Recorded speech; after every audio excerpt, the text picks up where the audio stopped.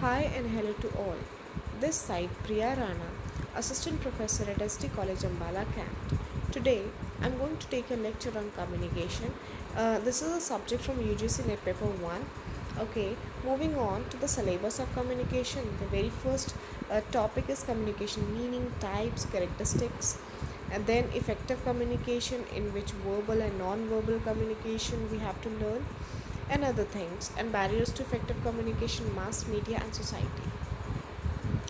Talking of what is communication, see, the communication word, it arrives from this word, that is communicate and communis, which means to make something common.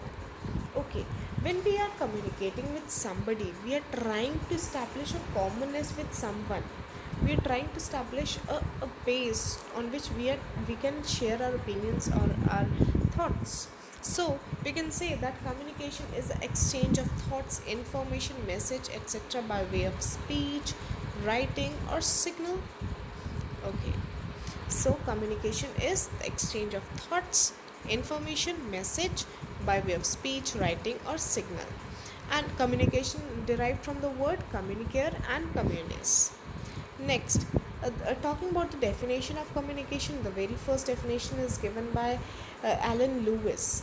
He says that communication is a sum of all things one person does when he wants to create understanding in the minds of another. It involves a systematic and continuous process of telling, listening, and understanding. Next definition is given by Kuntz O'Donnell. He says that communication has been defined as the transfer of information from one person to another, whether or not it elicits confidence. Elicits confidence means whether or not it draw out the confidence or not, the confidence in your opinion, or in others' opinion or not, but it is a transfer of information.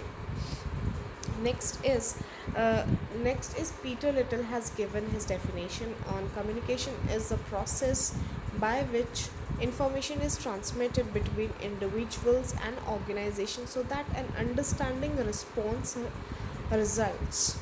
Okay, so the Josh Terry and Newman, these two authors have given the same meaning, that is communication is the exchange of facts, ideas, opinions, or emotions by two or more persons.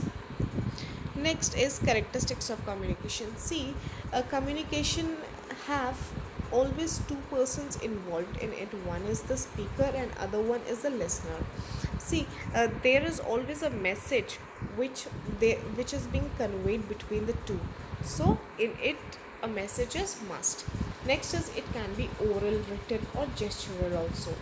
It is a two-way process. It is a two-way process means one is speaking and another one is listening, and another one is giving response to the listener, to the speaker.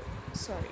It is the primary purpose is to motivate a response. So the primary purpose of communication is to motivate a response, to get a feedback. It can be a formal or informal. Formal is when something is being done at a formal way, like in an organization. See, it is a formal way to communicate in an organization, and when we are talking to a friend or to a relative, we are communicating in an informal way. Okay, next is it flows up and down from side to side. From up and down means from the superior to the lower person in the organization, or you can say to the foremen also. From up to down or down to up, it can go like that. It can go to by side, like from one department to the another. Okay, next is it is an integral part of the process of exchange.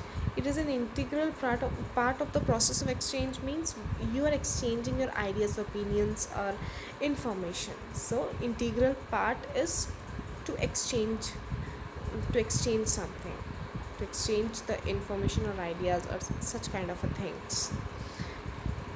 Next, sometimes we say that we are directly saying this, we are directly communicating to the person, or we are indirectly communicating to the person. So I think I should lay a picture of direct and indirect communication in your minds. That is, direct communication is when we are directly saying to a person like, come to my office, like, what is your job. If I'm directly asking for something or telling for something, that is direct communication. And indirect means, can I ask what industry you're working in. Or next, it can be, if you're not busy, could you please come to my office.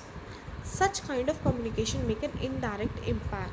Okay, so this is indirect communication. uh, Next is talking about the process of communication. See, in this process, this is a sender. Sender is the person who sends the message. Okay, uh, he has a message to be sent. So firstly, he encodes it. Encodes means he is putting the information, the message, in his words, or or in picture, or in another form. He is encoding his message. Then he is using a channel through which he is sending the information, through which he is sending the message. Then he is the receiver. He receives the message, and then he decodes it. Decodes it means he is understanding, according to his understanding, he is understanding the message, or he is understanding uh, the way the sender has sent to the message. He is understanding in the similar way. He is decoding that message. Okay, after decoding, he encodes the receiver encodes the message, because he have to now send the feedback. When he wants to send the feedback, now he encodes the message.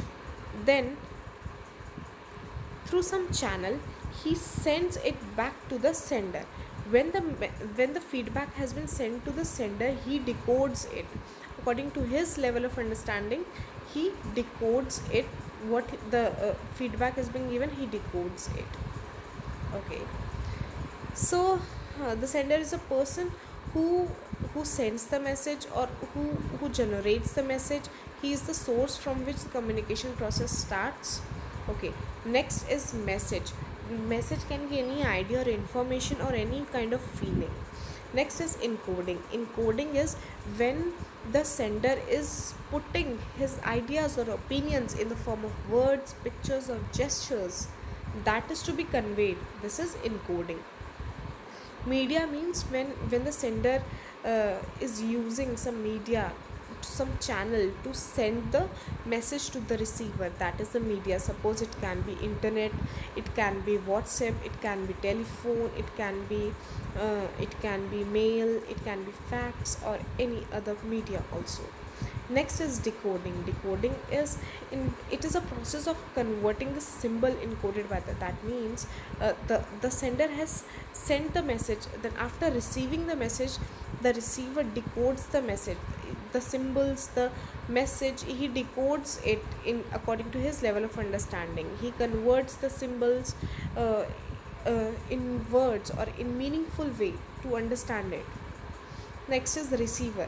Receiver is the person who receives the message. Next is feedback. After receiving the message, the receiver sends the feedback to the sender back. Last one is the noise. Noise is any obstruction or any problem which arises in the flow of communication between the sender and the receiver. So this is the noise. Okay, this was all from the first video. Thank you.